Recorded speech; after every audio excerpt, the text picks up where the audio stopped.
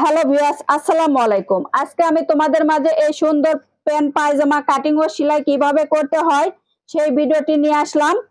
তো ভিডিওটি না টেনে শুরু থেকে শেষ পর্যন্ত দেখতে থাকো আজকের এই প্যান্ট পায়জামা কাটিং ও সেলাই। তো চ্যানেলটিতে নতুন হলে সাবস্ক্রাইব করে পাশে থাকা বেল বাটনটি অন করে দিবেন নতুন নতুন ভিডিও পেতে সবার আগে। এখানে 2 গজ 2 গিরা কাপড় নিয়েছি। তো প্রথমে আমরা কাপড়টা মেলে নিব। এরপর দুইটা মাথা ধরে এভাবে দুইটা পাট করে ভাঁজ দিয়ে নিব।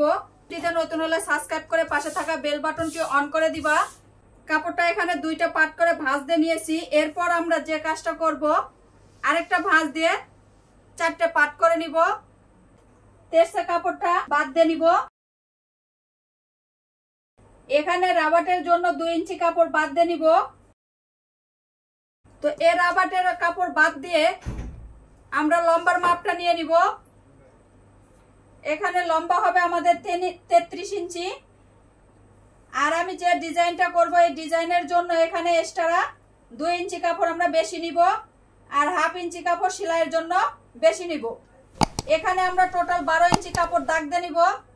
এরপর এখান থেকে আমরা 2 ইঞ্চি কাপড় বাদ দিব। এখানে লুজ হবে 6 ইঞ্চি আর এক্সট্রা ডিজাইনের জন্য 2 ইঞ্চি কাপড় বেশি নিব এবং হাফ ইঞ্চি সেলাইয়ের জন্য।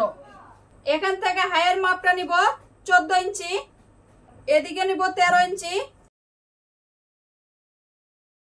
এরপর এখানে একটা রাউন্ড দিয়ে নিব। এরপর এখান থেকে দাগটা মিলে নিব। এরপর এখান থেকে আমরা এখানেও দাগটা মিলে নিব। এরপর দাগ অনুযায়ী কাপড়টা কেটে নিব।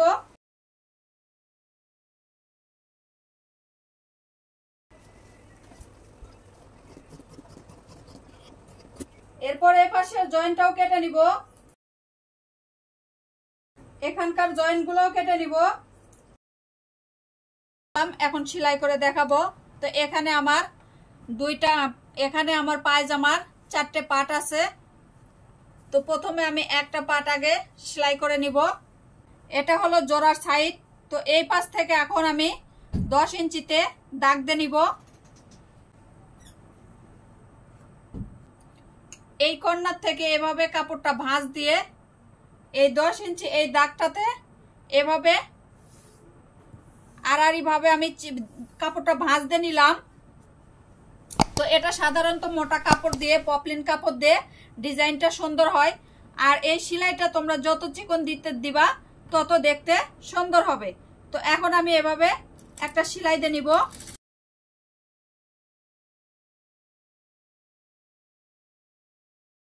তো এই দেখো আমি একটা সেলাই দিয়ে নিলাম। এরপর আমি এই পাশ থেকে এখন আমি এই সেলাইয়ের এখান থেকে এই পাশে 1 ইঞ্চিতে আরেকটা দাগ দিয়ে নিব। এটা হচ্ছে এই ছোট পাটের এই সাইডে।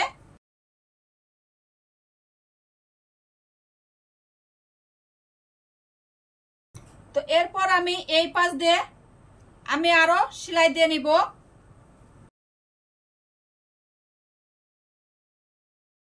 এরপর এই উপরের দিকে আমি আরেকটা সেলাই দিয়ে নিব। এভাবে 5টা সেলাই দিয়ে নিব।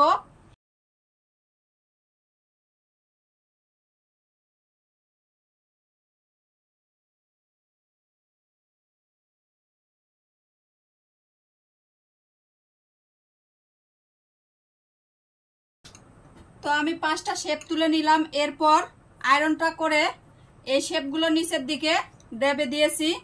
এরপর আমরা এই পাশ থেকেও 10 ইঞ্চিতে দাগ দিয়ে নিব। এই দাগ অনুযায়ী এখান থেকে এই কর্নারে এভাবে আবারও শেপ তুলে নিব 5টা।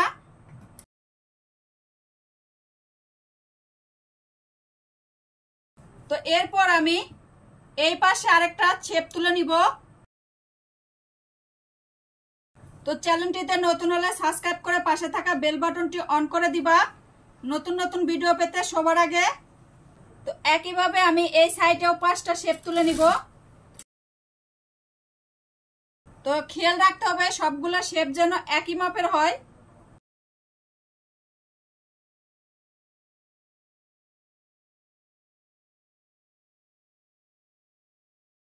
তো এরপর আমি আবারও আয়রন দিয়ে চাপ দিয়ে নিব।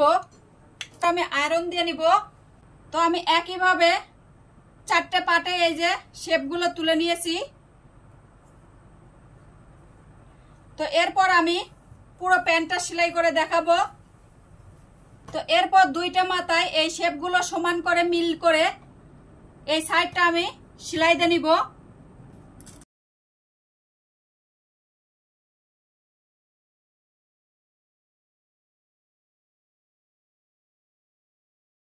তো একইভাবে আরেকটা পার্ট জয়েন দিয়ে নিব।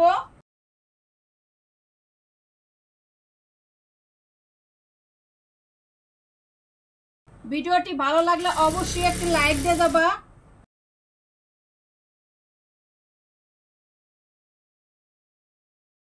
তো এই হলো আমার সুন্দর ডিজাইনটা। এরপর আমি 2টা হাই জয়েন দিয়ে নিব।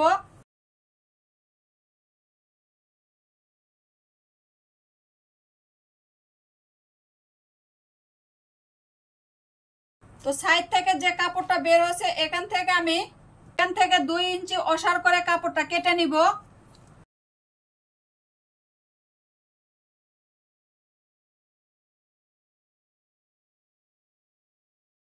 তো এরপর আমি এখানে এই পট্টিটা জয়েন দিয়ে নিব।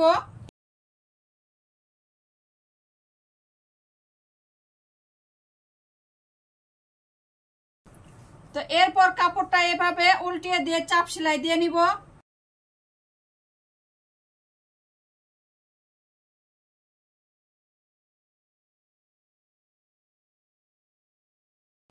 তো আমি একইভাবে 2টা পাটে পট্টিটা জয়েন দিয়ে নিলাম। এটা যেহেতু সাধারণ প্যান্ট কাটিং পায়জামা, তো এটুকু অসার দিলেই হবে। তো এরপর 2টা সাইড জয়েন দিয়ে নিব। এরপর এখানে 6.5 ইঞ্চি লুজ দিব।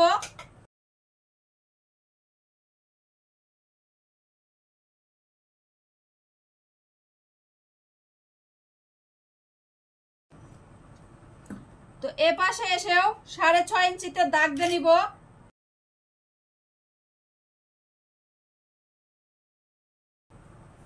তো এরপর রাবারটা লেগে নিব, কোমরের রাবারটা। যারা ফেসবুক পেজ থেকে দেখছো তারা অবশ্যই লাইকটা ফলো দিয়ে যাবা।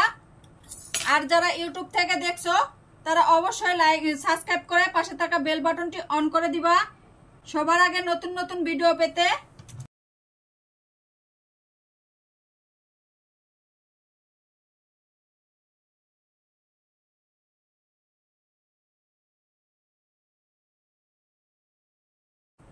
এরপর কাপড়টা এভাবে রাবারের চারিদিকে ছড়িয়ে দিব। এরপর 2টা চাপ সেলাই দিয়ে নিব।